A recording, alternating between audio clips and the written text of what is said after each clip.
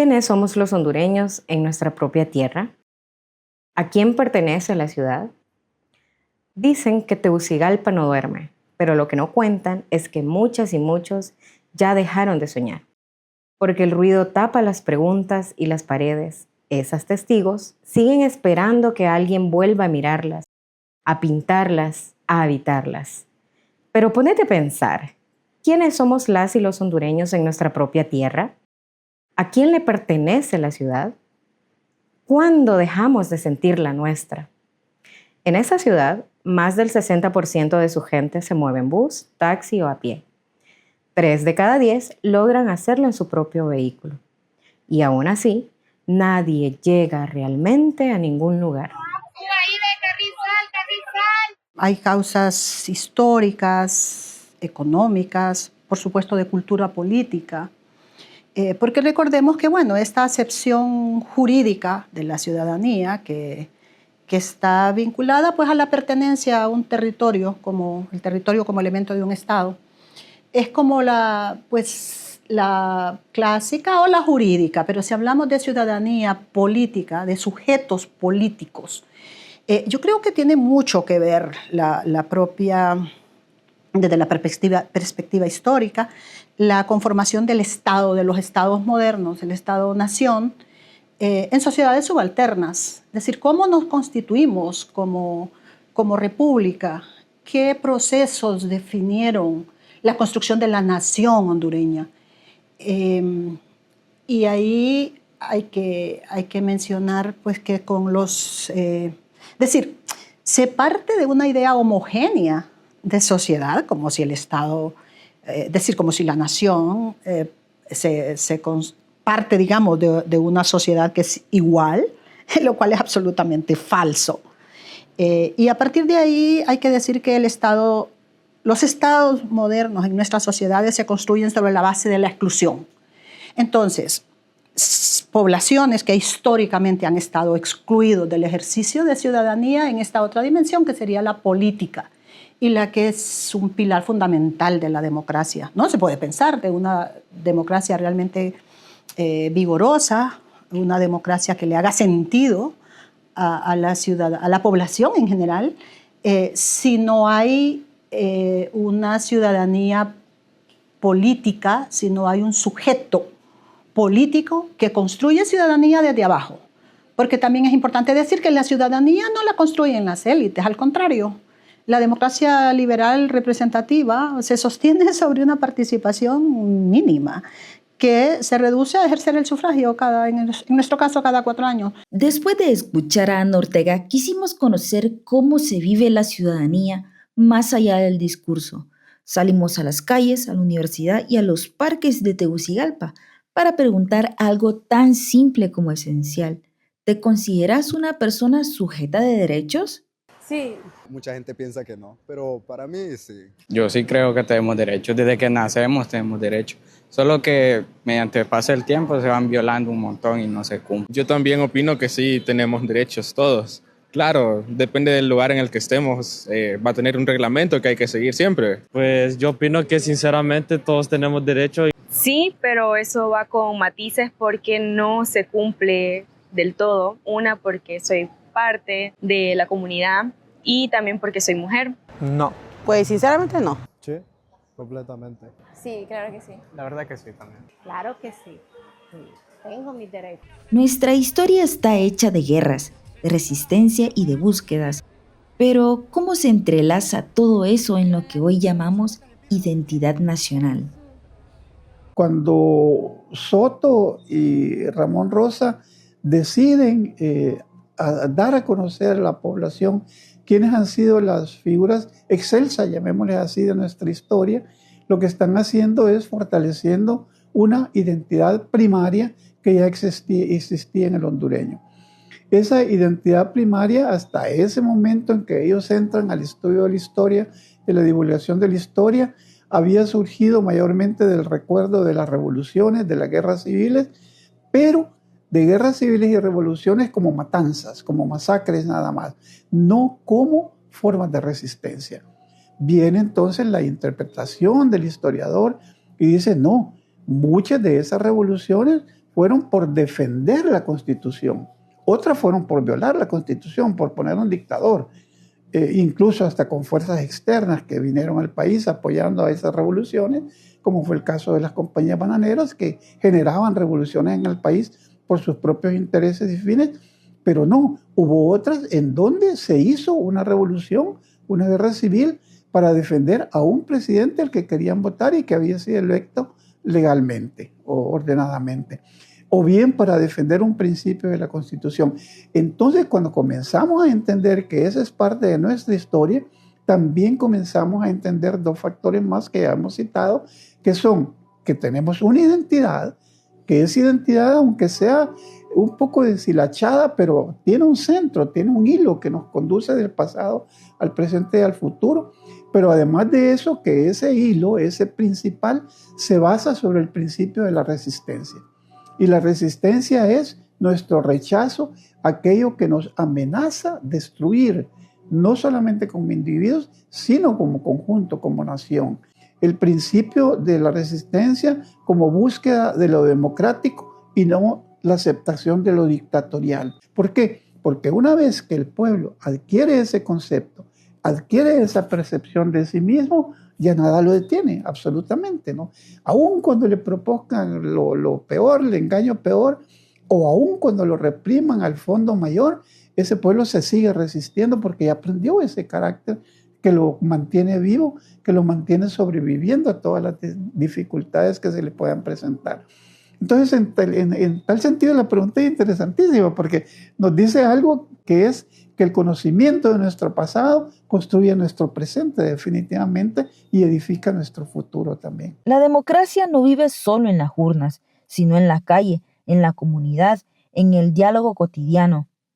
Cuando las identidades no son reconocidas, la democracia se debilita. El espacio comunitario es por excelencia el espacio privilegiado para ejercer ciudadanía. Es un espacio pequeño generalmente que además es como muy familiar, ¿no? A las personas, pues porque casi todo el mundo se conoce, incluso a nivel del poder municipal, de cómo se construyen los procesos comunitarios a nivel de los municipios, para hablar de la distribución administrativa del Estado. Se esperaría, digamos, que si hay un ejercicio ciudadano a nivel municipal, por lo tanto hay una práctica, que también eso trascienda al espacio nacional, es decir, que parta de ese espacio que le es cercano, conocido, familiar, al espacio nacional. Pero si no se da ni siquiera en el espacio comunitario, por todos estos procesos actuales, digamos, de fragmentación, de luchas pues como separadas que se dan en las comunidades, y por supuesto, de ahí yo creo que de nuevo interviene mucho la cultura política. Si no nos concebimos como sujetas y sujetos de derechos que tenemos, es decir, tenemos ese derecho de cuestionar, de vigilar cómo se ejerce el poder político, la gestión del Estado, en este caso del poder local, sino que, bueno, hemos interiorizado esa idea de que ciudadanía es ir a ejercer el sufragio. Entonces, claro, es que no hay tampoco construcción ciudadana a nivel comunitario.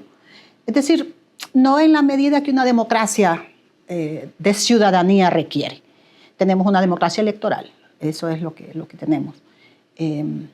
Y entonces ahí creo que hay un gran desafío. Porque si bien es cierto, los procesos comunitarios de participación ciudadana a nivel comunitario son la esperanza que tenemos de que esto pueda cambiar, porque hay que decirlo, son unos procesos de construcción social que así como han sido construidos, pueden ser deconstruidos y pueden ser planteados de otra manera. Para mí ser una persona política es involucrarnos activamente en todo lo que es el tema político, a la misma vez pues posicionarnos de estos espacios que también nos pertenecen como personas garantes de derechos. Alempira, los limones jugosos. ¡Ey, si no le lleva jugo no me lo paga, gente! ¿Qué significa sentirse parte de Honduras? ¿Cómo se construye la pertenencia cuando el Estado no garantiza derecho para todas y todos? pueden haber seguridad en las calles, sin embargo, los policías no en todo momento están, los militares no en todo momento están, entonces la seguridad es algo efímero en estas plazas, ¿no? Los espacios también, pero estaban mejorantes por los parques para convivir con las familias. Y ahora eso sea como que por la delincuencia, ladrones por todo lado, por la inseguridad pues, que estamos viviendo. No, pues sí me siento parte de Honduras. Honestamente sí me gusta mi país. O sea, tal vez tiene sus cosas malas o buenas, pero es un bonito país dentro de lo que cabe. Yo claro que me siento de mi país. Estoy orgulloso de mi patria. Y yo también me siento parte de mi país, que es Honduras. Lo único que no me agrada es que la selección no sirve, pero de todas maneras me siento muy parte de Honduras. Claro que sí, porque una que nací aquí, otra pues hemos visto, aquí hemos crecido y hemos visto en todo este tiempo cómo el país también ha avanzado. Soy parte, pero no me siento parte. Por tanta exclusión en el tema de derechos humanos hacia nosotros como población LGTBIQ+, tanta falta de voluntad política al momento de la aprobación de leyes que vengan a mejorar las condiciones de vida de las personas trans o alguna otra ley que venga a favorecer algún otro tipo de población. Entonces, eso no me hace sentir parte de esta nación. Soy, pero no me siento parte. Precisamente porque hay una situación de origen en la que se genera esta discriminación, que se va reproduciendo, digamos, a lo largo de la vida de la gente que pertenece a estas poblaciones. Entonces, por eso es que hablamos de poblaciones históricamente excluidas, porque no es que surgió eso de manera espontánea, es que hay intereses que construyeron la sociedad, construyeron la nación desde esas perspectivas, ¿no? Se podría decir desde esos valores, pero no son valores, son antivalores, más bien si habláramos de una sociedad democrática. Entonces se van configurando pues a fuerza de práctica, de imponerla, aun si no están escritas, pero son la práctica cotidiana. Y eso se interioriza mucho más que una ley. Es decir, una ley, si la gente no se apropia de ella, la gente común y corriente, pues no se institucionaliza, queda como algo ahí. La propia Constitución de la República, si nos preguntamos cuántas personas conocen, han leído, se han detenido a reflexionar sobre los derechos que esa Constitución nos otorga, pues es que casi nadie, o sea, muy pocas personas. Apropiarse del espacio público también es apropiarse de la palabra, del derecho a estar, decir y disentir. Comprometerse con el país, ser miembro activo de la sociedad, también pues defendiendo derechos como lo hemos estado haciendo y nos hemos mantenido pues en el caso de mi organización y buscando la democracia. Es decir, la democracia no es solo un sistema político, digamos, una forma de gobierno.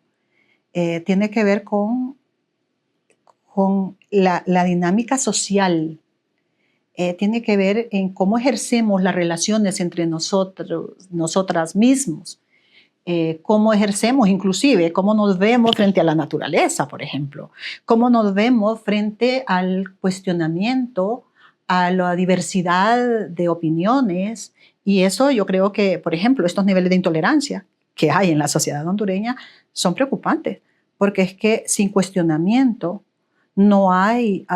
si no hay cuestionamiento desde la sociedad, desde la ciudadanía, y tampoco hay autocrítica en quienes ejercen el poder, pues es que es muy difícil, generar canales, aunque hay que decir, ¿verdad?, que es importante que hayan canales institucionales, es decir, que sean parte de la normativa, pero también no olvidemos que hay otras formas de ejercicio político que no fluyen por los canales institucionales, sino precisamente por las prácticas ciudadanas que pueden surgir, digamos, tienen un detonante. Por ejemplo, el golpe de Estado en el país fue un detonante de un ejercicio ciudadano de protesta y de ejercicio, digamos, de reivindicar derechos políticos, derechos civiles y políticos, bueno, y también económicos, porque detrás de estos eventos políticos siempre hay intereses económicos. Vivir la ciudadanía no es solo votar, es cuestionar a quienes toman decisiones, cuidar y apropiarse del espacio común, construir una comunidad desde lo cotidiano. Este territorio será verdaderamente democrático cuando las plazas, los parques y las calles vuelvan a ser lugares de encuentro, en una ciudad donde la amabilidad despierta sospechas y las miradas se esquivan por costumbre. Resistir también es atreverse a mirar, a reconocerse en la mirada de otra persona, donde los muros, las calles y los cascos históricos se vuelvan caminos para reencontrarnos en el pasado, raíces que laten en el presente, donde no hay oportunidad de escapar del recuerdo y la historia relincha en los murales para recordarnos por qué estamos aquí. Porque en el centro cabemos todos, con nuestras memorias, contradicciones y cicatrices. Y aunque el tiempo y la forma de estar nos hayan moldeado, también podemos transformarlas, volver a imaginar cómo habitamos el mundo. Este suelo nos recuerda que nos pertenece, que vale la pena alzar la voz hasta que resuene en todas partes, resistiendo, soñando, creando, hasta que la herida colectiva encuentre alivio en lo que construimos juntos, en este centro donde por fin cabemos todos.